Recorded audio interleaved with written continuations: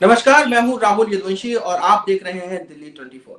तो अब दिल्ली 24 पे हम आपको एक बड़ी खबर बताने जा रहे हैं, वो ये कि क्या एल्विश यादव पर गिरफ्तारी की तलवार लटक रही है? ये वो सवाल है जिसका जवाब हम ढूँढने की कोशिश करेंगे और समझने की कोशिश करेंगे कि आखिर एल्विश यादव से जुड़े मामले में जब ये खबर आई है कि इलाहाबाद हाई कोर्ट में नोएडा रेव पार्टी में ड्रग्स सप्लाई से जुड़े और इसके साथ ही सांपों के वेनम से जुड़े मामले में जो याचिका एल्विश यादव की ओर से दाखिल की गई थी वो रद्द कर दी गई है। तो अब इसके क्या मायने निकाले जाए? क्या एल्विश यादव पर गिरफ्तारी की तलवार लटक रही है? इस मामले में पूरी जानकारी देने के लिए हमारे साथ मोहम्मद यूसुफ वरिष्ठ संवाददाता जुड़े हुए हैं। मोहम्मद यूसुफ, आपसे जानना चाहेंगे, इस याचिका के रद्द होने के बाद क्या एल्विश यादव की गिरफ्तारी के रास्ते और साफ हो गए हैं? क्या एल्विश यादव गिरफ्तार हो सकते जी हैं? बिल्कुल, जो नोएडा में रेप पार्टी हुई थी उस पर एल्विश यादव जो मशहूर यूट्यूबर है उनके ऊपर गंभीर आरोप लगे थे। और क्योंकि पुलिस ने जो नोएडा पुलिस है उसने इसमें चार्जशीट फाइल की है, 7 सपेरों समेत एल्विश यादव के खिलाफ जो चार्जशीट है वो फाइल की है। उसी चार्जशीट के चैलेंज करने के लिए एल्विश यादव जो है वो हाईकोर्ट का सहारा लिया था, हाईकोर्ट की शरण ली थी। उनका कहना था कि मैं रेप पार्टी, ऐसी बहुत सारी ऐसी पार्टी होती हैं जहां मैं जाता रहता हूं क्योंकि मैं सेलिब्रिटी हूं और मेरा फेमस नाम है और मैं बिग बॉस से भी जीत करके आया हूं। तो तमाम तरीके के लोग जो है मुझे अपनी पार्टियों में बुलाते रहते हैं। अगर किसी ऐसी पार्टी में कोई वेनम यानी कि सांप का विष जो है उसका इस्तेमाल किया गया या कोई रेप पार्टी की गई तो उससे मेरा कोई लेना देना नहीं है। इन्हीं सब बातों को लेकर के एल्विश यादव जो है राहत के लिए यूपी के हाई कोर्ट गए थे। वहां पर जाकर के उन्होंने एक अपनी अपील दाखिल की थी कि उनको राहत दी जाए कि उनका इस पूरे मामले में जो नाम घसीटा गया है वो बिल्कुल एकदम बेबुनियाद है और पूरी तरीके से गलत है। लेकिन पुलिस ने जो तथ्यों और सबूतों के आधार पर और गवाहों के बयानों के आधार पर और एक्यूज के बयान के आधार पर जो चार्जशीट फाइल की है उसमें एल्विश यादव का इस तरीके की रेप पार्टी से सीधा सीधा जो संबंध है वो दिखाया गया है। उन्होंने बताया कि जिस तरीके से पीएफए ने इस पूरे स्टिंग को अंजाम दिया था, पीएफए ने बहुत सारे सबूत जो है वो नोएडा पुलिस को दिए हैं, इन्वेस्टिगेशन में शामिल करने के लिए दिया है ताकि ये केस को मजबूत बनाया जा सके। क्योंकि पीएफए के जो पदाधिकारी है उन्होंने पूरा प्रॉपर इस मामले में स्टिंग एक ऑपरेशन किया था, उसकी सीडी पुलिस को दी गई थी। उन्होंने कहा था कि एल्विश यादव इसमें सीधे सीधे इन्वॉल्व है, उसमें फाजलपुरिया का भी नाम था। इसके अलावा कई और मशहूर यूट्यूबर जो कि इनके साथ में जो एल्विश यादव के साथ में थे उनका भी नाम था। तो ये सब तमाम जो जो एविडेंस थे वो नोएडा पुलिस ने अपनी चार्जशीट में मेंशन करे हैं, जिसी के आधार पर एल्विश यादव को लग गया था कि कहीं ना कहीं उसकी मुश्किलें बढ़ जाएंगी।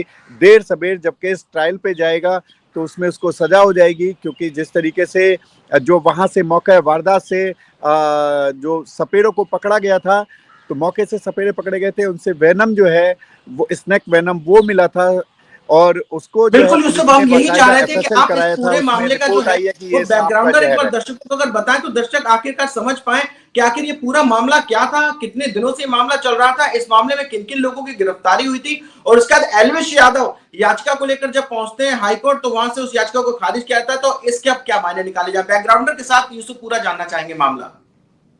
बिल्कुल, जो पीएफए है, पीएफए काफी दिनों से इसकी पीएफए का ये कहना है कि उनको काफी दिनों से इनपुट मिल रहे थे कि दिल्ली एनसीआर के इलाके में बड़ी रेप पार्टी जो है वो ऑर्गेनाइज की जा रही है और वहां पर बड़े बड़े यूट्यूबर्स और कई बड़े बड़े नाम जो है इन रेप पार्टियों में जो है हिस्सा बनते हैं।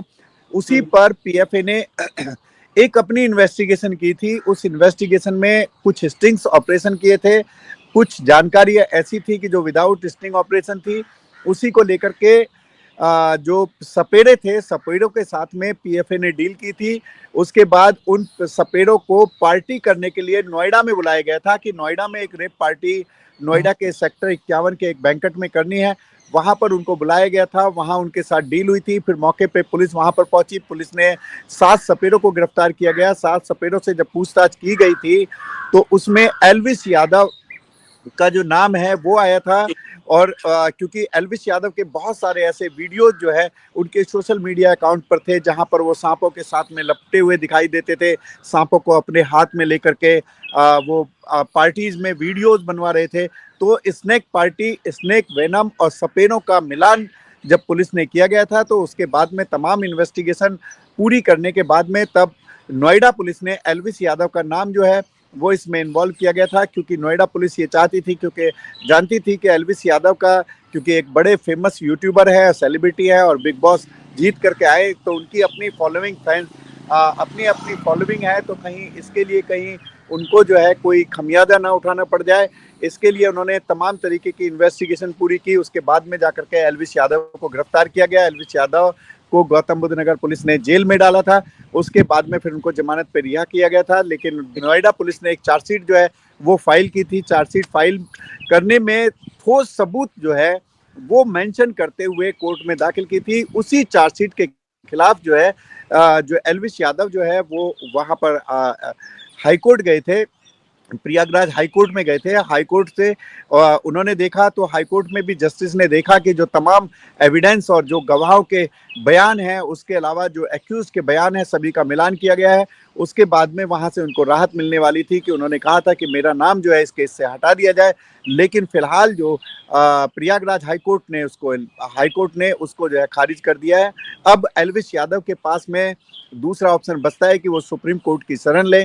लेकिन जिस तरीके से पुलिस ने पूरी चार्जशीट को एल्विस यादव समेत 7 सपेरों और उनके एक जो करीबी मित्र है उनके खिलाफ जो है पूरी तरीके से बनाया गया है, तो कहीं ना कहीं ऐसा महसूस होता है, या पुलिस की जो इन्वेस्टिगेशन की थ्योरी है वो ये कहती है कि एल्विस यादव को इस केस में राहत नहीं मिलने वाली है। जी बिल्कुल, जैसा कि आपने बताया कि एल्विस यादव को इस केस में राहत नहीं मिलने वाली है, तो अगला कदम जो होगा वो साफ तौर पर उनको सुप्रीम कोर्ट में याचिका दाखिल करनी पड़ेगी। लेकिन इन सब मामलों से पहले इसके पूरे तथ्यों को समझना ही पड़ेगा। लेकिन यहाँ पर हम आपसे ये भी समझना चाहते हैं कि इस तरह की रेव पार्टीज को रोकने के लिए पुलिस की ओर से एहतियातन क्या कदम उठाए गए हैं, और साथ ही जब इसमें ऐसे सेलिब्रिटीज पहुंचते हैं और खासतौर पर जब आरोप लगते हैं तो मामला और भी संगीन हो जाता है, क्योंकि यहाँ पर जब पूरा मामला कानून के दायरे में आता है तो साफ तौर पर पुलिस सबूत जुटाने के साथ ही याचिका जो उनकी ओर से दाखिल की गई, जिसमें बताया गया कि उनको इस मामले में राहत दी जाए। लेकिन जब सबूत के साथ यहां पर जब चार्जशीट फाइल की गई है, तो ऐसे मामले में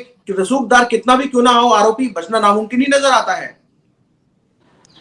बिल्कुल, जिस तरीके से एल्विस यादव का जब इसमें नाम आया था, तो एल्विस यादव से नोएडा पुलिस ने पूछताछ के लिए बुलाया था। एल्विस यादव से पूछताछ की गई, और जहां पर इन सपेरों को बुलाया गया था, जहां से सपेरों को अरेस्ट किया गया था, वहां ले जाया गया। तमाम कॉल रिकॉर्ड्स, तमाम जो वीडियोज, जो स्टिंग ऑपरेशन के वीडियोज थे, वो पीएफए द्वारा पुलिस को दिए गए थे। उन्होंने पुलिस का मिलान किया, उसके बाद काउंटर उनसे क्वेश्चन किया, तो एल्विस यादव जो है उनका जवाब नहीं दे पाए थे।